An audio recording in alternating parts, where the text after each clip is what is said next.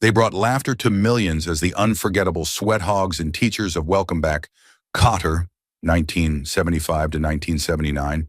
But behind the iconic catchphrases and classroom hijinks, some of the show's stars lived and died far from the spotlight they once commanded. While the sitcom launched careers and captured the heart of a generation, not all its cast members enjoyed lasting fame or peace. Several faced personal demons, faded into obscurity, or passed away under tragic and often little-known circumstances. From sudden deaths and long battles with illness to quiet farewells far from Hollywood, their stories are a haunting reminder that the price of fame isn't always visible on the screen. Marcia Straman was born on April 28, 1948, and portrayed Julie Kotter in Welcome Back, Kotter beginning in 1975 at the age of 27. As Gabe Kotter's sharp, grounded, and quietly wise wife, Julie was the emotional anchor of the show, offering support from the sidelines as the chaos of Buchanan High played out. But while her character radiated warmth and patience, Strassman's real-life experience on the show was laced with quiet misery and resentment. Behind the scenes, she often confided to friends that she felt like an afterthought, trapped in a wife role written by men who barely knew how to make her relevant.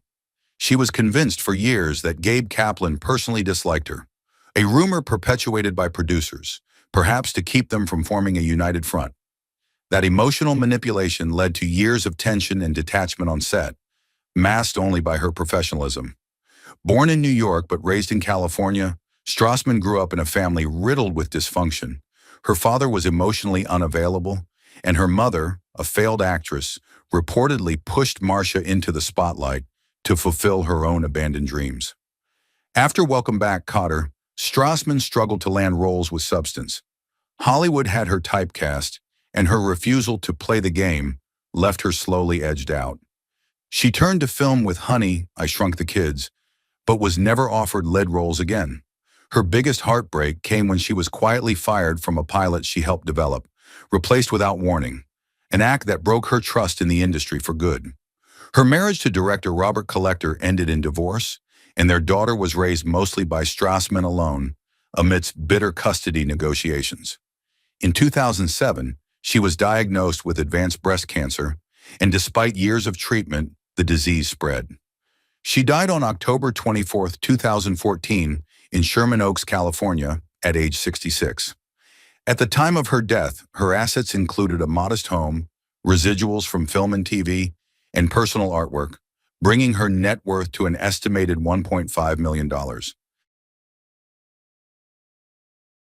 Robert Hegis was born on May 7, 1951, and began playing Juan Epstein in Welcome Back, Kotter in 1975 at the age of 24. Epstein was a tough, fast-talking sweat hog with a proud blend of Jewish and Puerto Rican identity, a character who, through humor and swagger, defied stereotypes and gave working-class viewers a rare mirror. But while Hegis' performance won hearts, off-screen he found himself shackled to the role that made him famous. Born in a blue-collar New Jersey town, Hegis was the child of a Hungarian-Italian Catholic father and a working mother who struggled with mental illness. His youth was steeped in financial strain and emotional confusion. He later admitted to using humor as a shield against the bullying he faced due to his ethnicity and size. After Kotter, he found himself boxed in. Agents refused to consider him for serious roles, and his repeated attempts at reinvention were met with network apathy. His most crushing blow came in 1985, when a planned spin-off built around Epstein was scrapped at the last moment, reportedly due to behind-the-scenes clashes with producers over creative control, though some whispered it was Hegis' worsening temper and rumored pill habit that sank it. In his personal life, Hegis had 4 children from multiple relationships and 2 failed marriages. He was often described as brilliant but brooding, prone to bursts of anger and long periods of silence. Though he found work as an acting teacher, former students spoke of his bitterness toward Hollywood and long-winded rants about lost opportunities. By the time of his death on January 26, 2012 at 60, from a heart attack in Edison, New Jersey, Hegis had withdrawn from public life. His net worth was estimated at $1 million, a sum made mostly through residuals, teaching gigs and small directing projects. Yet for a man once touted as the breakout star of Kotter, that figure seemed like a cruel punctuation mark to a career that promised more than it ever gave. John Sylvester White was born on October 31, 1919, and joined Welcome Back Kotter in 1975 at the age of 56, portraying the uptight vice principal Michael Woodman. With his squinting eyes, clenched jaw, and near cartoonish indignation, White's Woodman became the academic villain viewers loved to mock, a bureaucrat obsessed with order and discipline, perpetually at odds with the free-spirited Sweathogs. But beneath that scowl lay the shadows of a deeply complex man. Raised in Philadelphia, in the throes of the Great Depression, White grew up in a home where silence was survival. His father, a bitter machinist, enforced strict emotional repression, while his mother reportedly battled mental illness in secret. White buried his pain in theater and alcohol, both of which would follow him for decades. Though respected for his sharp timing, he was notorious in acting circles for being prickly and passive-aggressive, often storming out of rehearsals when disrespected. His career stagnated after Kotter, with producers labeling him too stiff and too old school for the evolving face of television. In private, he fought off rumors of closeted sexuality, a whisper campaign that may have led to his career decline in an industry still hostile to such identities. Though married briefly in the 1950s, he lived much of his life alone. His final years were spent in Waikiki, Hawaii, where locals described him as quiet, almost ghost-like, a man often seen drinking alone at beach bars, scribbling in notebooks, and refusing to discuss his past. On September 11, 1988, he died of pancreatic cancer at the age of 68.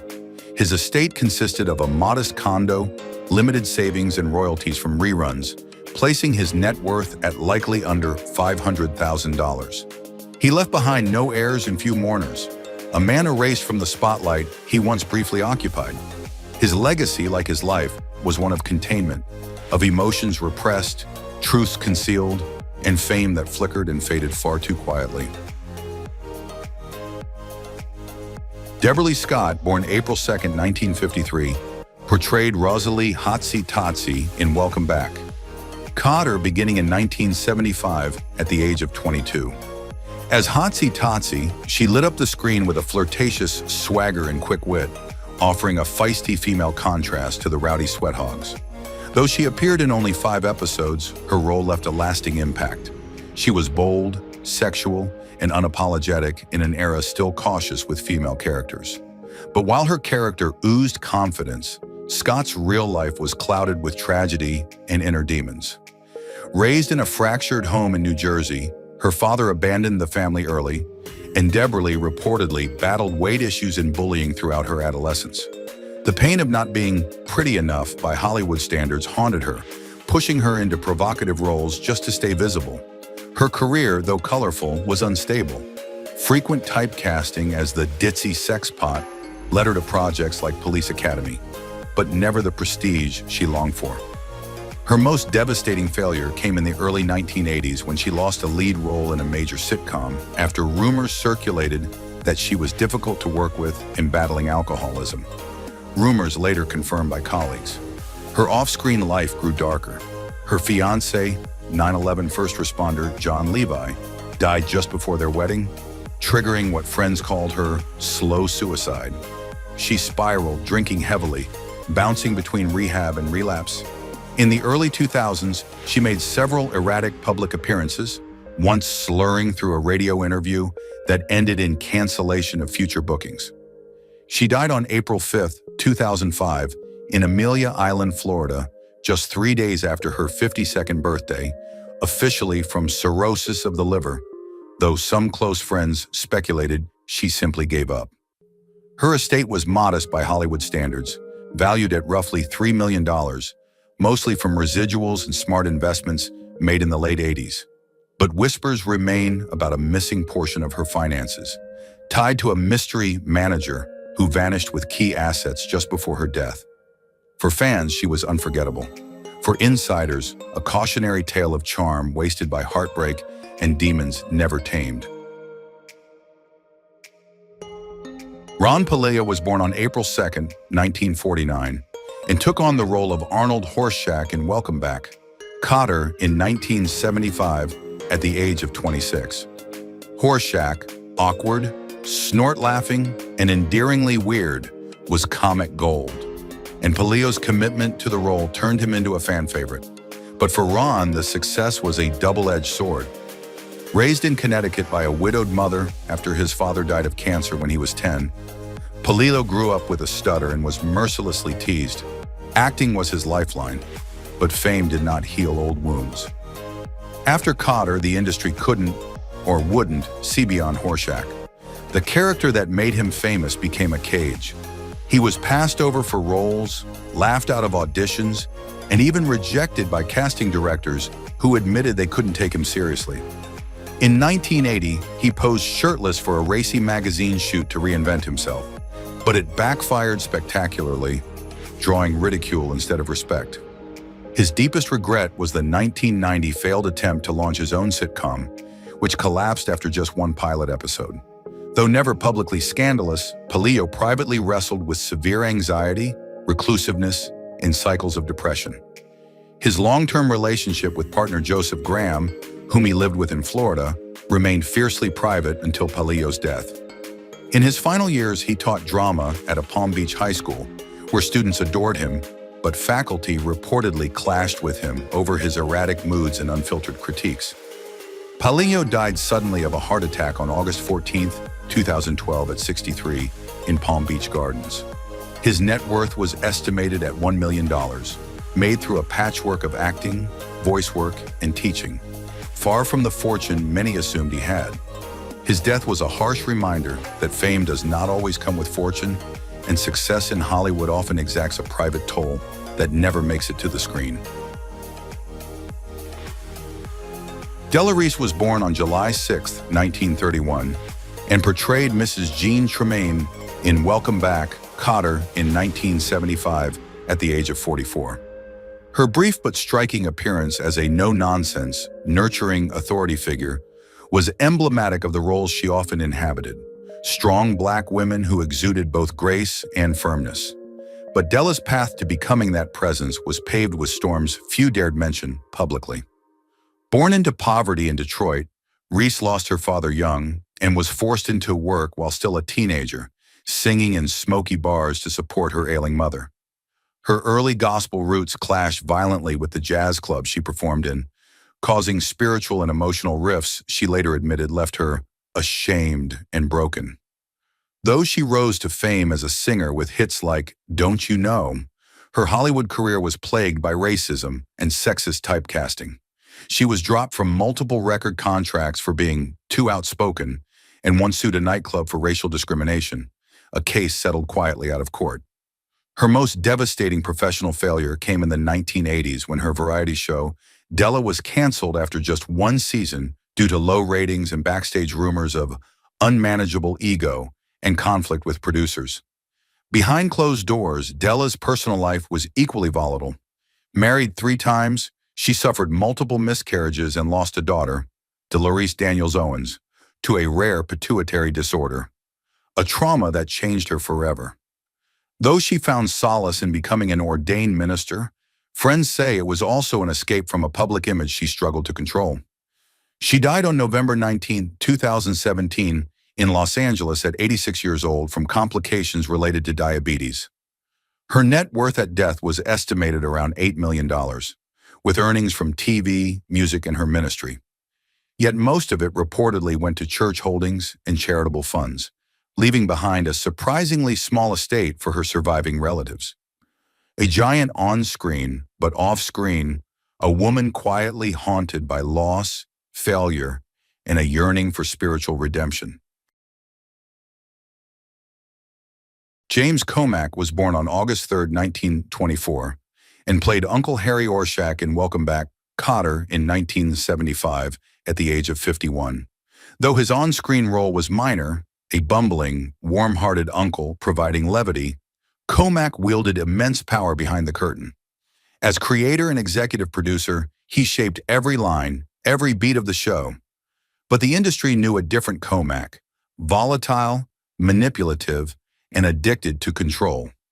Raised in a broken Jewish household in New York, Comarmac watched his parents' bitter divorce unravel into violence and poverty. That instability fueled his obsession with dominance later in life. On set, he was infamous for tantrums, once reportedly throwing a coffee pot at a writer who challenged him.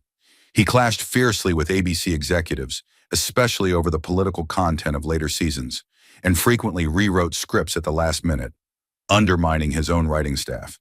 His most humiliating defeat came when his next series, Mr. T and Tina, was yanked after just 5 episodes. Comarmac blamed network racism, while others cited incoherent writing and backstage chaos. Behind the scenes, he was a playboy well into his 50s, engaging in a string of affairs with young assistants, several of whom later accused him of coercion, though no legal charges stuck. His marriage collapsed in the late 70s amid rumors of emotional abuse.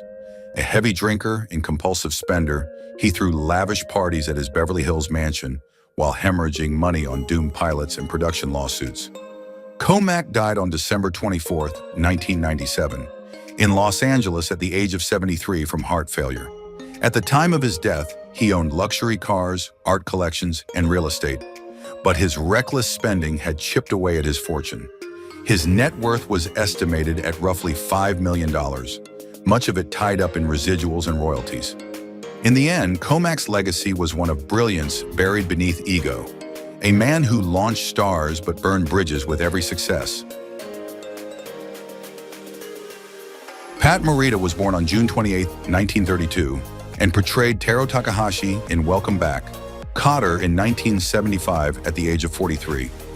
Though his guest role was brief, Morita's portrayal brought sharp wit and quiet rebellion to the screen. Takahashi was a thinking man's comic relief, gently challenging racial ignorance with humor and intellect. But few viewers knew the weight that Marita carried behind his easy laugh. He spent most of his childhood in a full-body cast, battling spinal tuberculosis while confined to a sanitarium for nearly a decade. Upon release, he was immediately interned with his family in a Japanese-American camp during World War II, an early double punch of trauma that shaped his self-worth and survival instincts. Marita drifted between identities, working as a data processor before launching into comedy under the name The Hip Nip, a persona that mocked Asian stereotypes to earn laughs from white audiences. His early success masked deep insecurities and increasing dependence on alcohol. Although he gained global fame as Mr. Miyagi in The Karate Kid, Marita often felt typecast, lamenting that he was a punchline in a foreign accent. His darkest professional moment came when he was replaced in a planned Miyagi prequel project due to studio concerns about his off-screen drinking. He never fully recovered from that humiliation. In private, his life was a series of unstable marriages, with 3 wives and estranged relationships with his daughters. His final years were marked by a losing battle with alcoholism and renal failure, with his 3rd wife Edelman revealing that he stopped trying to recover, saying he was just ready. Pat Marita died on November 24, 2005, in Las Vegas at the age of 73. He left behind a modest fortune, approximately $2.5 million, earned through decades of work that often paid more in respect than in royalties. His legacy is bittersweet, a man who made the world laugh while quietly being devoured by pain and invisibility. Jane Dulo, born October 13, 1917, joined Welcome Back, Kotter, as Nurse Bonnie in 1975 at the age of 58.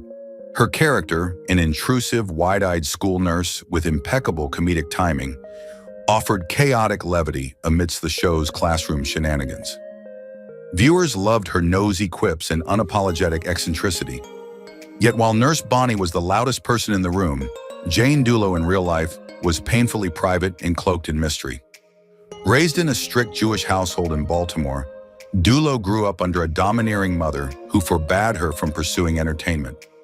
She defied her family by running away to New York as a teenager, joining a vaudeville troupe under a fake name, and surviving on peanuts. Her career was long but troubled. Despite her talent, she was often denied leading roles due to her non-traditional look and loud stage presence. Backstage gossip labeled her difficult, and she was once fired mid-tour for punching a co-star who mocked her nose job. She had a deep-seated addiction to prescription pills, something she kept hidden for years, and went to rehab in the 1960s under a pseudonym.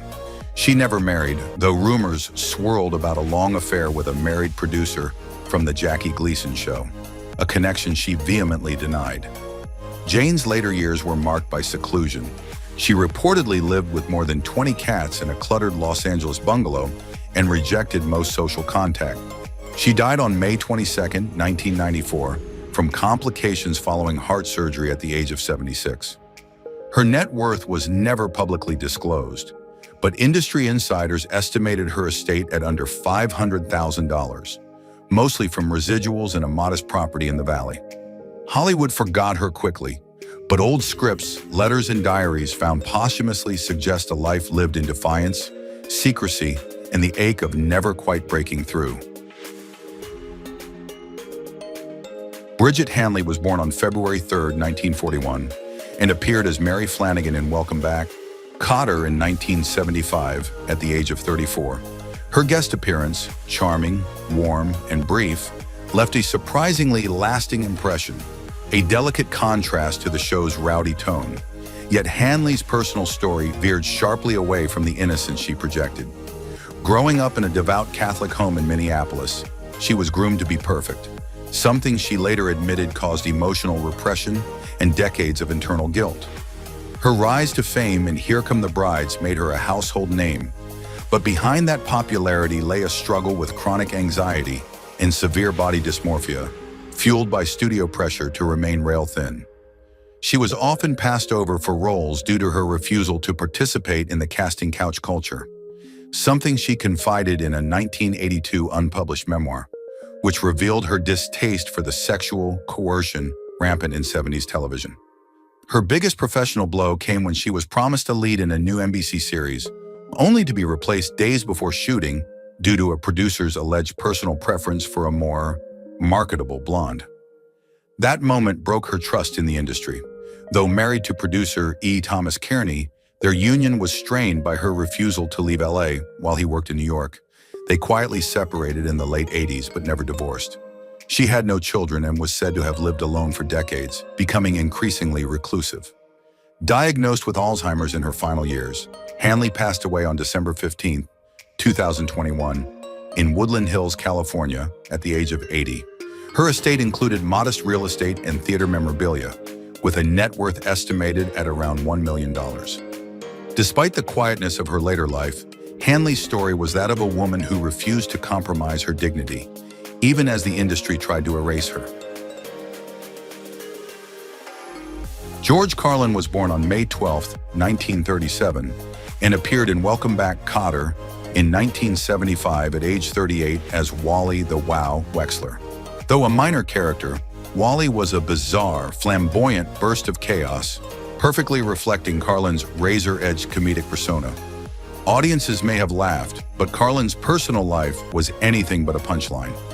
Born to an alcoholic father who abandoned the family and a devout, domineering mother, Carlin grew up in a household split between religious rigidity and emotional volatility. He dropped out of high school, joined the Air Force, where he was court-martialed multiple times, and dove headfirst into stand-up in the 1960s, but his rise was always shadowed by his demons. By the time he hit national fame, Carlin was deeply addicted to cocaine, LSD, and alcohol, substances that fueled both his creativity and volatility.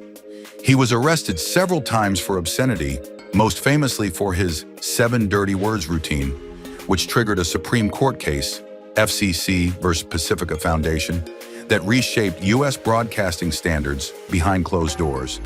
He was obsessive, paranoid, and known to alienate collaborators. One manager later described him as a genius and a nightmare, impossible to predict and often impossible to work with. His marriage to Brenda Hosbrook, though long, was turbulent, with separations, infidelities, and codependency fueled by drugs. Carlin also had strained relationships with his daughter, who later revealed she often felt emotionally neglected during his chaotic career peaks. Yet despite all of this, Carlin reinvented himself in the 1990s as a cultural oracle. his HBO specials becoming darker, more prophetic, and brutally honest about American hypocrisy. He died of heart failure on June 22, 2008, at 71 in Santa Monica, California. His estate, built from decades of touring, books, TV specials, and voice work, including Thomas the Tank Engine, was worth an estimated $10 million. Even in death, Carlin's legacy remains polarizing, celebrated as a comedic prophet, yet haunted by the chaos he never outran. Harold J. Stone was born on March 3, 1913, and portrayed Charlie Kotter in Welcome Back, Kotter in 1975 at the age of 62. In a brief but memorable turn, Charlie Kotter embodied the hard-nosed, old-world father who clashed with his son Gabe's new school approach to education. It mirrored the generational divide many families felt in 1970s America, and Stone played it with a quiet gravitas that stuck with viewers. But Stone's personal story was far more compelling than his brief screen time suggested. The son of a Yiddish theater actor, Stone grew up backstage in the shadows of vaudeville, surrounded by talent but short on stability. His early Broadway years were marred by the McCarthy era, when Stone, though never formally blacklisted, lost work for suspected red ties due to his outspoken views. While never criminally charged, FBI files reportedly labeled him a potential agitator, and he once claimed producers warned him to watch his mouth if he wanted to keep working. Despite the setbacks, he clawed his way into Hollywood's character actor niche, though he was often bitter about being passed over for lead roles. Stone's private life was remarkably insulated, twice married, with children who largely stayed out of the public eye. One of his sons later alleged that Stone was emotionally distant and obsessed with professional legacy over family. The actor died of natural causes on November 18, 2005 at 92, at the Motion Picture and Television Country House in Woodland Hills. His net worth was modest, around $1 million, made up of union pensions, royalties, and a long history of solid but unsung roles. While not a household name, Harold J. Stone left behind a career that proved that consistency, not fame, is sometimes the greater triumph. Michael V. Gazo was born on April 5, 1923, and played Angelo DeMora in Welcome Back, Kotter in 1975 at the age of 52. In just one episode, Gazo's DeMora, a weathered, blue-collar character with the voice of the streets, added a rawness that cut through the show's usual humor. Known best for his Oscar-nominated turn as Frankie Pentangeli in The Godfather Part 2, Gazo brought with him the energy of a man who had lived every dark alley he portrayed. Raised in New Jersey by immigrant parents during the Depression, Gazo grew up in a world of street fights, broken windows, and whispered mob connections. He served in World War II before reinventing himself as a writer and method actor, yet he was never able to shake the gangster image, on screen or off. In the theater world, Gazo was both revered and feared. He was an acting coach to Pacino and De Niro, but also known for outbursts so volatile that multiple actors refused to work with him twice. Though he never faced formal scandal, insiders often spoke of his intimidating behavior and the line he walked between inspiration and abuse. His career hit a devastating low in the early 80s when his play A Hatful of Rain was set for revival, only to be scrapped after Gazo physically threatened a producer over script changes. He struggled with declining health and increasing isolation, never quite able to replicate his earlier success. Despite his tough exterior, those close to him said he died with deep regret over the opportunities lost to his temper. Gazo passed away on February 14, 1995 at 71, in Los Angeles after complications from a stroke. His estate, modest by Hollywood standards, was valued around $1 million, largely from past royalties and teaching fees. Though often remembered for one unforgettable performance, Michael V. Gazo lived a life that blurred the line between art and rage, brilliance and breakdown. Herb Edelman was born on November 5, 1933, and played Mo Epstein in Welcome Back, Kotter in 1975 at the age of 42. Mo was a fleeting but colorful presence, full of Brooklyn brio and fatherly bravado, much like Edelman himself.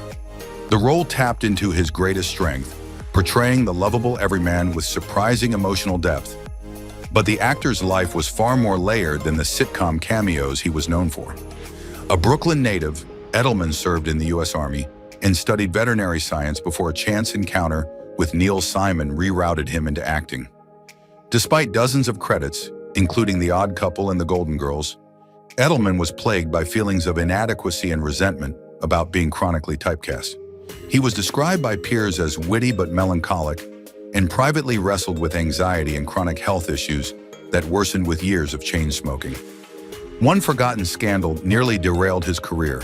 In the early 1980s, Edelman was sued by a former assistant who alleged verbal abuse and breach of contract during a short-lived touring production. Though the case was settled out of court, the bad press led to a dry spell in his career. His longtime relationship with St. Elsewhere actress Christina Pickles was also stormy, marked by periods of separation and rumored affairs. In the early 90s, as his emphysema progressed, Edelman became increasingly reclusive. He died on July 21, 1996 in Los Angeles, his voice barely a whisper and lungs ravaged. At the time of his death, his net worth was estimated at $2 million, primarily from decades of supporting TV roles and rerun royalties. Though never a leading man, Herb Edelman carved a lasting niche in the American sitcom landscape, one often overlooked but never truly forgotten. Kotter, who are no longer with us.